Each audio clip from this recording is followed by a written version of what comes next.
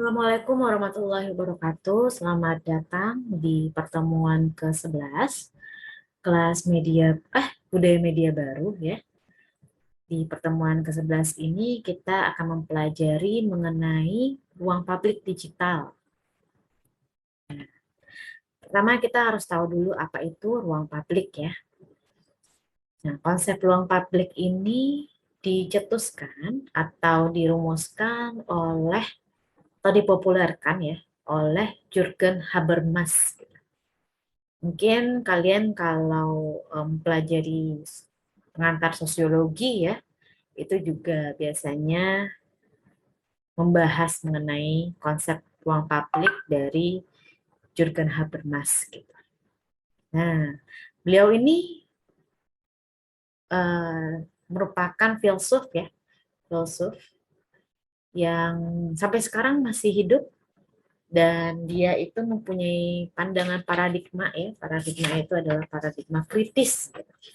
Nah, dalam ilmu sosial paradigma itu ada banyak. Kalau kalian tahu ya, ada namanya paradigma kritis, paradigma positivistik, ada paradigma konstruktivistik, ada paradigma post-positivistik, ada banyak seperti itu.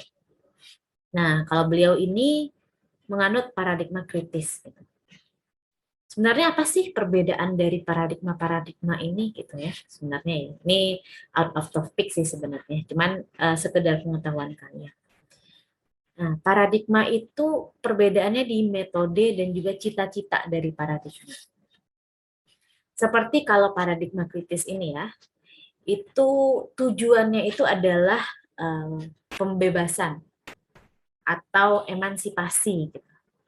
Jadi bagaimana sih pemikiran ini itu melihat suatu yang salah, suatu yang tidak benar lah yang dianggap dalam suatu peristiwa ataupun kebijakan.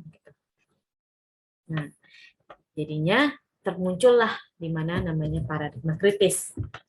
Jadi melihat sesuatu itu eh, bahwa di sini power tersebut akan berdampak kepada kehidupan masyarakat yang lebih banyak. Sehingga dengan adanya paradigma kritis ini diharapkan ya bisa manusia gitu ya sebagai tentunya sebagai suatu objek itu bisa mempunyai solusi-solusi untuk menentang atau membebaskan diri dari kekangan uh, pemangku kebijakan seperti itu biasanya seperti itu. Nah, disitulah ruang publik ini tercipta, konsep ruang publik ini tercipta. Ruang publik itu merupakan suatu ruang demokratis atau wahana diskursus masyarakat yang dimana warga negara dapat menyatakan opini-opini, kepentingan-kepentingan, dan juga kebutuhan mereka secara diskursif. Jadi ruang publik ini adalah konsep dari sosiologi ya, pemikiran. Dan dia itu adalah filsuf dari sosiologi. Tapi kenapa sih ini juga dibahas dalam lingkup komunikasi dikarenakan memang ini diskursif ya. Diskursif itu apa? Yaitu adalah sebuah metode, jadi metode komunikasi untuk menghasilkan suatu pemahaman secara bersama. Nah, untuk menghasilkan pemahaman itu diperlukan apa? Komunikasi, interaksi, diskusi gitu. Itulah kenapa ruang publik ini sangat dekat kaitannya dengan kajian-kajian komunikasi seperti itu.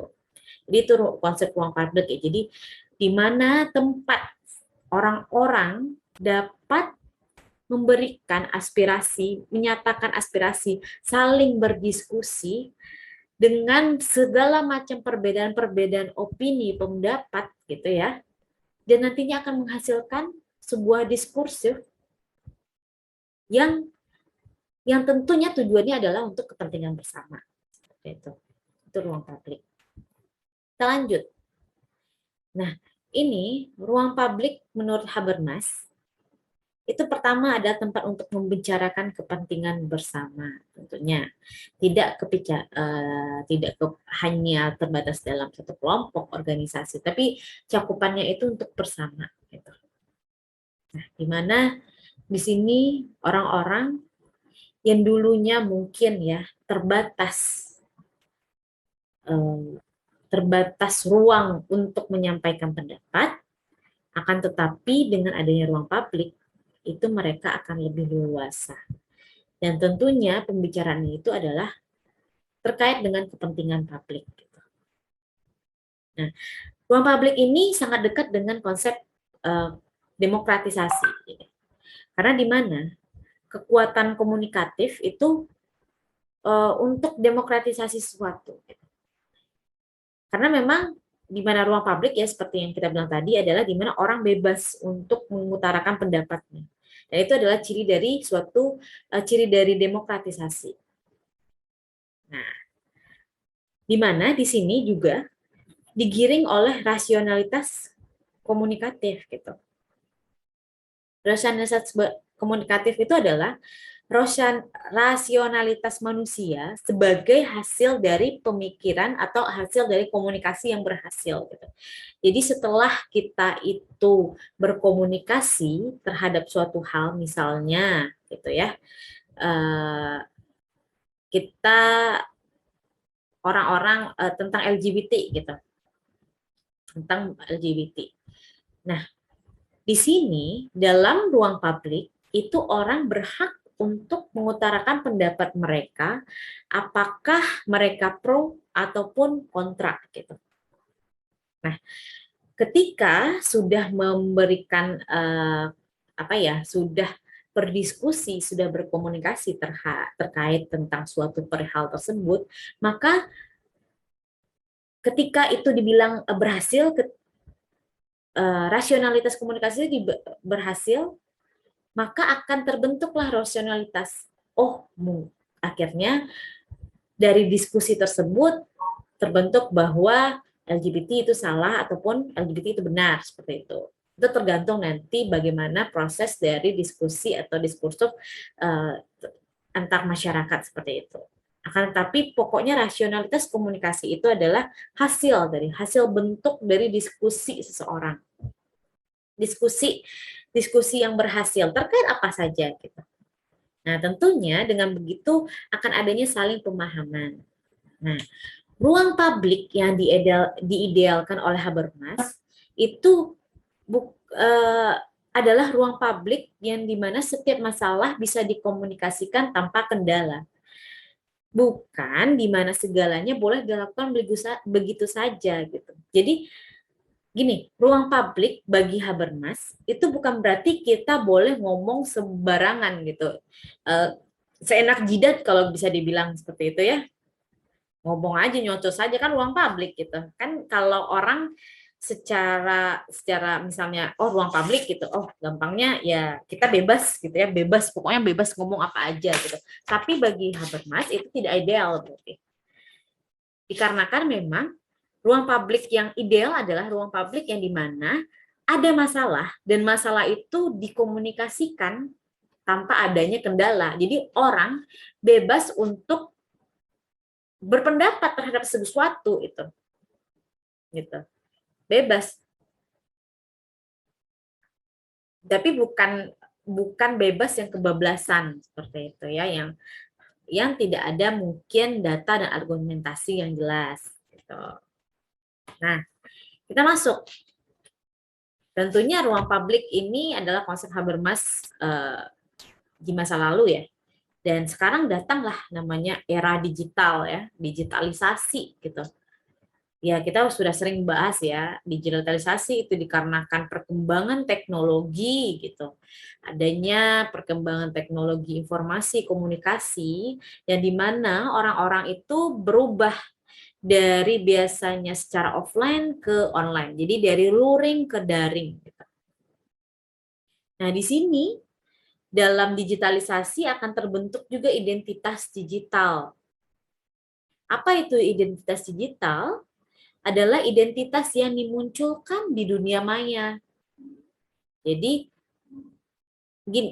dalam identitas digital itu se tidak harus ya identitasnya itu sama dengan identitas dia di dunia nyata gitu.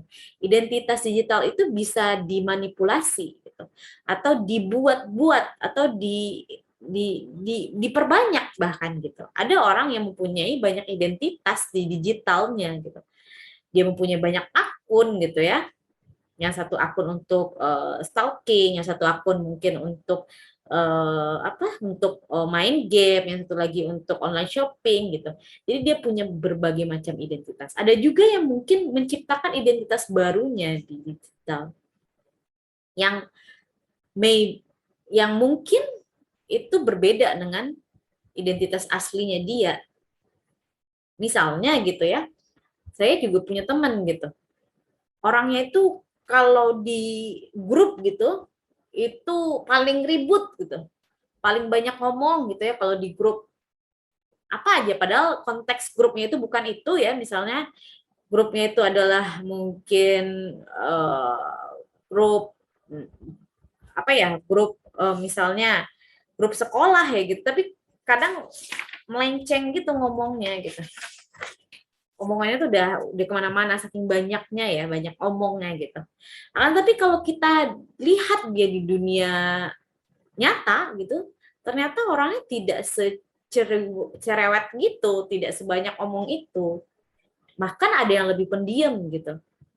Mereka mungkin lebih merasa jadi merasa lebih bebas di dunia maya gitu. Jadi akan terbentuklah dua identitas yang berbeda. Banyak yang seperti itu. Ada juga kebalikannya. Di dunia nyata dia kayaknya banyak ngomong, di dunia maya kayaknya dia agak sedikit kalem atau tertutup. Itu banyak gitu.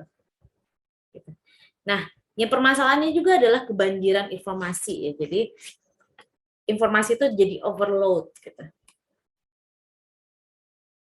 Banyak sekali informasi-informasi yang kadang penting, yang kadang ya tidak penting gitu ya. Karena kebanjiran ini kita akhirnya tidak tahu informasi mana yang memang penting untuk kita dan informasi mana yang tidak penting gitu. Karena udah terlalu banyak gitu. Akhirnya miskin makna gitu. Jadi ini salah satu kritikan terhadap budaya digital ya, yaitu budaya miskin akan makna. Kita gampang menjudge orang atau menilai sesuatu aja, menentukan posisi kita terhadap sesuatu hanya dengan mungkin melihat headline-nya aja. Wah, headline misalnya, ini contoh saja ya, Rachel V-nya, ini contoh ya, saya tidak membenarkan Rachel V-nya, tapi misalnya seperti ini, kita lihat Rachel V-nya kabur dari karantina, contohnya seperti itu. Well, kalau kita lihat dari headline-nya, dari mungkin dari gambarnya atau ininya, itu kita dengan gampang, wah ini orang nih apa ya, gampang lah mengkomen ya, komen hate speech jadinya ya.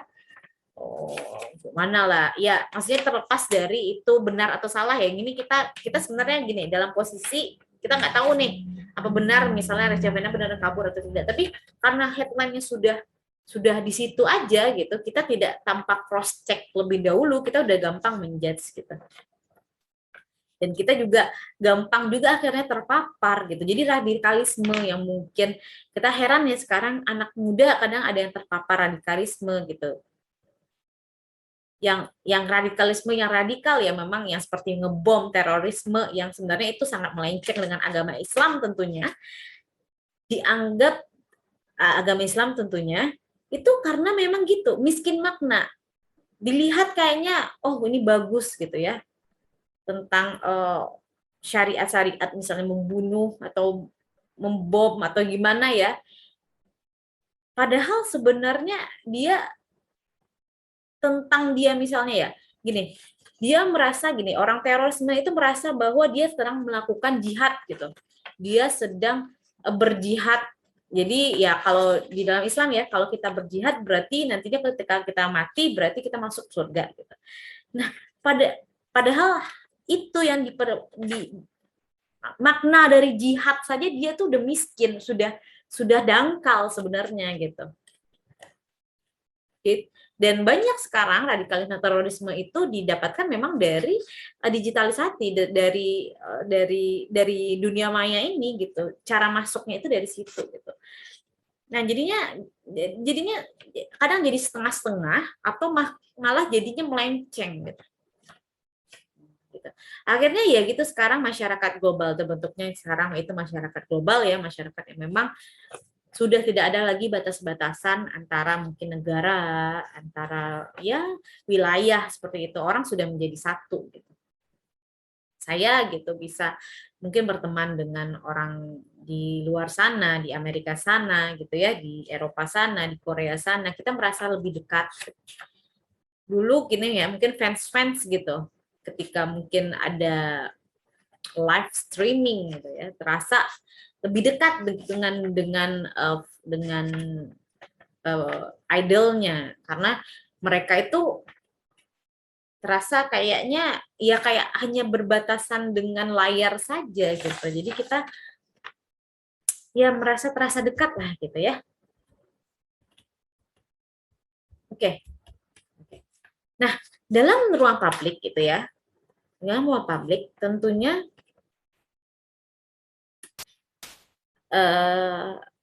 gini, ruang publik dalam konsep Habermas tentunya memang karena dia itu dulu ya dikonsepkan dulu, tentunya belum ada kalau ada namanya pengertian dari digitalisasi ya di ruang publik digital gitu.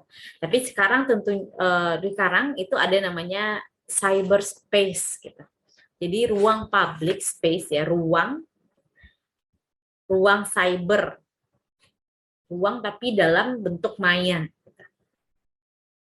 Nah, ini adalah perkembangan dari konsep ruang publik yang ada di dunia nyata gitu. Nah, di sini teknologi itu berperan besar dalam menyempitkan waktu, ruang, jarak sehingga saling terkoneksi satu sama lain dalam ruang yang bernama ruang cyber. Jadi seperti yang kita bilang tadi bahwa kita itu sudah terkoneksi gitu. Kita seperti yang dulu saya bilang ya, jarak kita dengan orang di seluruh dunia itu rata-rata hanya berjarak 5 jaringan gitu. Rata-rata ya gitu ya. Misalnya kita contohnya gini, maksudnya gini. Saya misalnya dengan Obama gitu ya. Misal ya. Misal gitu.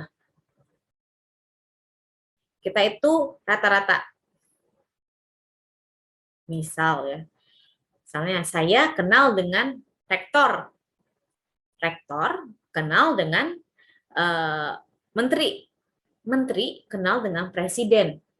Presiden kenal dengan Obama, misalnya seperti itu, Presiden Obama. Hanya 5, ini rata-rata ya, rata-rata. Jadi kita tuh berjarak 5 orang gitu. Nah, teknologi semakin mendekatkan seperti itu. Semakin dekatlah kita gitu. Nah, dalam ruang tersebut semua orang lintas benua, lintas negara kemudian saling berdiskusi ya. Kita bisa saling berdiskusi dengan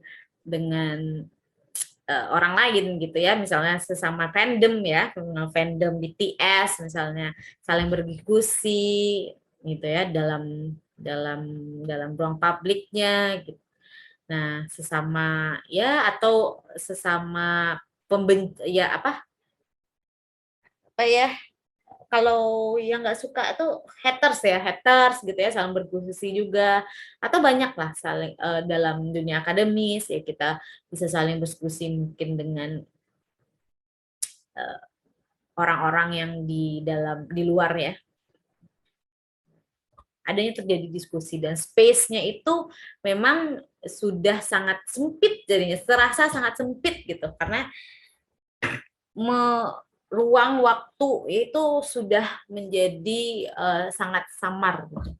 Jadi saya itu entah kenapa ya, jadi kemarin ini saya bilang saya latsar ya. Nah, salah satu teman kelompok saya, jadi latsar itu kan memang setiap hari karena online, jadi setiap hari kita ketemu itu dengan orang Papua gitu.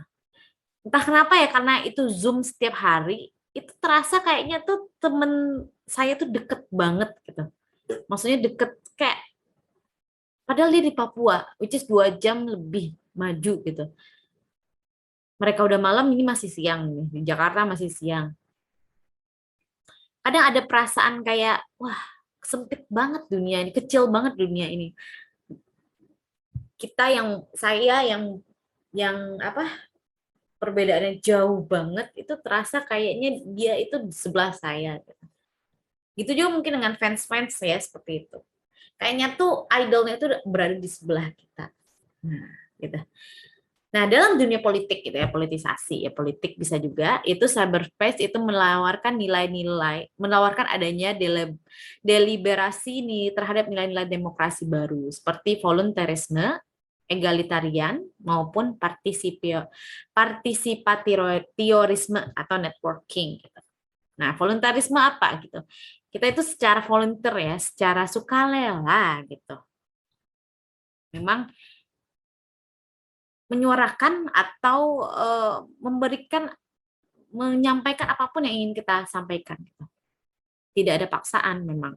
Kebanyakan ya, rata-rata memang tidak ada paksaan.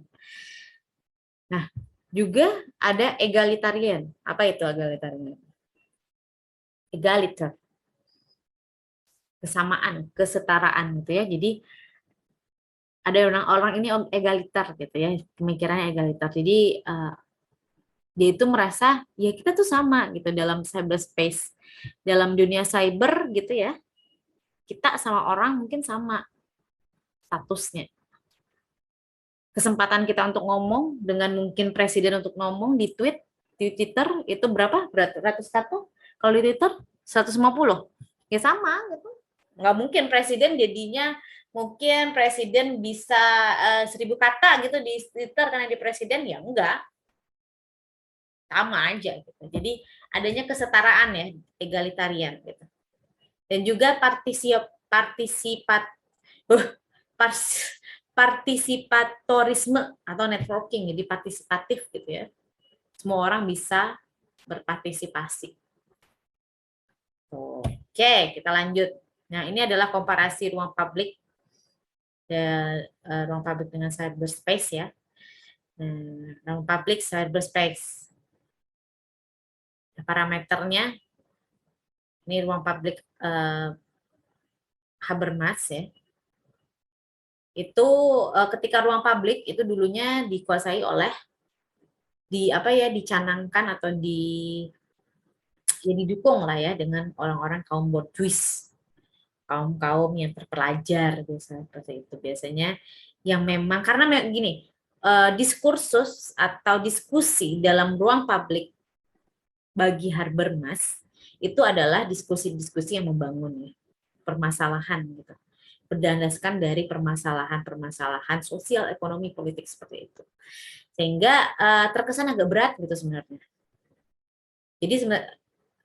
Jadi konsep ruang publik dari Habermas ini bukan berarti fenomena-fenomena receh ya. Jadi hal-hal kelas-kelas berat yang dulunya itu hanya bisa di misalnya masalah sosial politik yang dulunya itu misalnya di Eropa ya, itu hanya bisa di dibahas dalam lingkup elit gitu. Tapi sekarang hal-hal tersebut itu bisa dalam lingkup masyarakat itu bisa gitu. Tapi memang kadang karena masyarakat itu ya kan terbatas ya, maksudnya level dari level dari pemahaman atau edukasinya tentu terbatas, sehingga memang dalam ruang publik ini masih kaum-kaum borjuis gitu. Nah, kalau cyberspace itu netizen ya, netizen. Jadi siapa nih? Kita semua ini adalah netizen gitu. Orang-orang yang mungkin banyak berpendapat di media sosial gitu.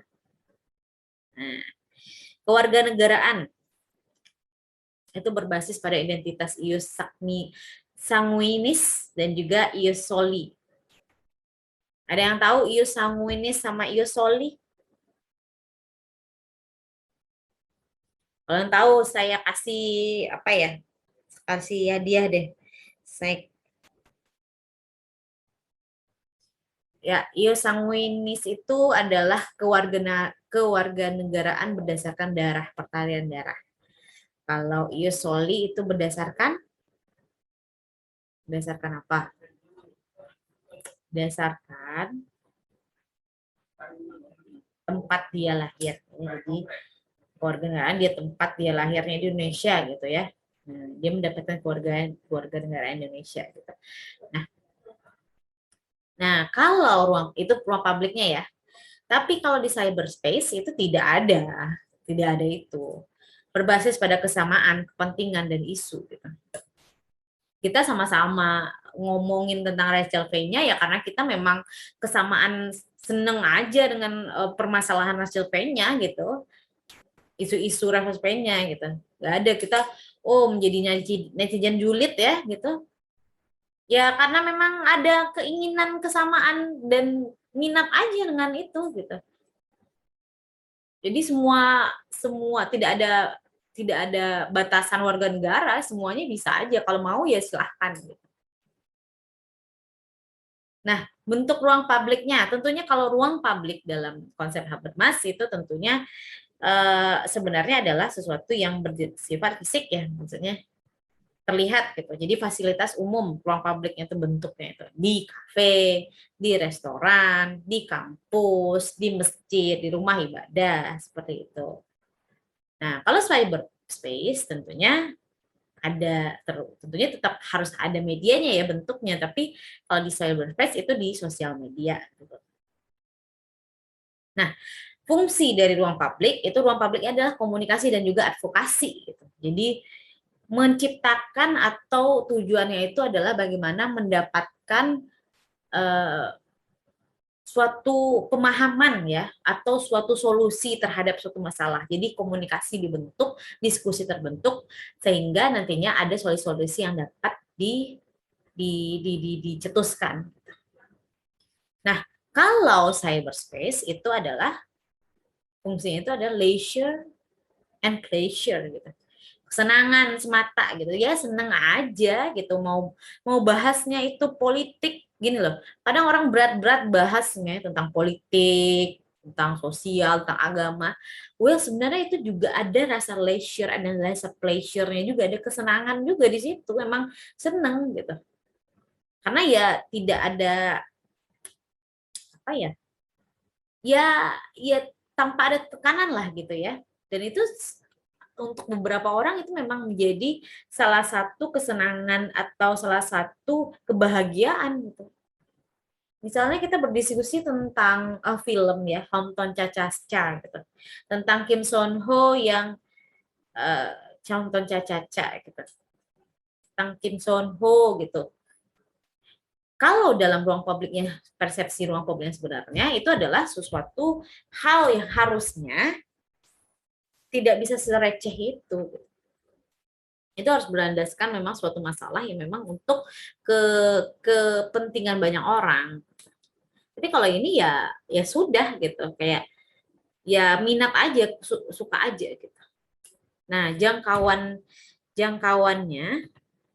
ruang publiknya itu adalah kalau ruang publik yang secara harfiahnya itu tentunya dalam suatu negara ya, karena dia memang bersifatnya adalah bersifat offline gitu ya, luring. Nah, kalau cyberspace yang luas itu tentunya itu di seluruh negara. Gitu. Oke. Nah, dalam cyberspace karena memang ada cyberspace ya, ada space untuk kita, untuk orang-orang, untuk manusia. Tentunya seperti di dunia nyata, di dunia maya pun dengan adanya ruang itu akan menciptakan komunitas. Biasanya disebut dengan cyber community. Di sini adalah proses interaksi dalam satu anggota kelompok atau satu dengan yang lainnya dengan menggunakan jaringan internet. Sama, di sini ada dua makna, cyber dan juga community. Jadi komunitas yang terbentuk dalam cyber, dalam dunia maya ya gitu. Nah, sebenarnya sih perbedaan dengan komunitas di dunia nyata ya perbedaannya hanyalah dengan menggunakan jaringan. Banyak komunitas apa aja bisa gitu. Komunitas pencinta Kim Son Ho yang sekarang mungkin yang suka ya Komunitas apa? Komunitas game. Banyak lagi komunitas aneh-aneh sih sebenarnya. Ada komunitas pencinta boba. Waktu itu saya aneh itu ada komunitas yang paling aneh itu adalah komunitas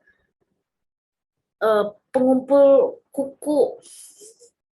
Nggak jelas kan ya. Ngumpulin kuku. Jadi ada yang komunitasnya bahkan itu ya. Ada yang seperti itu gitu. Nah, masyarakat maya adalah sebuah kehidupan masyarakat manusia yang tidak dapat secara langsung diindra melalui pendengaran manusia, namun dapat dapat maaf dapat eh, sebentar, dapat dirasakan dan disaksikan sebagai suatu realitas gitu. Perbedaannya dengan komunitas mungkin komunitas yang langsung ya, yang nyata itu tidak bisa dilihat gitu. Komunitasnya itu nggak bisa dilihat secara langsung, tidak bisa di indera pendengar manusia gitu, nggak bisa dirasakan, tapi bisa dirasakan gitu ya, dirasakan dan disaksikan sebagai sebuah realitas gitu. Itulah uniknya dari cyber community ini. Nah, proses sosial dan interaksi dalam pada cyber community itu adanya ada yang bersifat sementara dan ada juga yang bersifat menetap dalam dalam waktu yang mungkin relatif lama ataupun menetap untuk selama-lamanya. Ada, ya sama aja kayak di dunia nyata gitu ya. Ada yang mungkin sementara dan juga ada yang selama-lamanya. Nah, sifat ini tentunya ditentukan oleh kepentingan mereka dalam di dunia maya.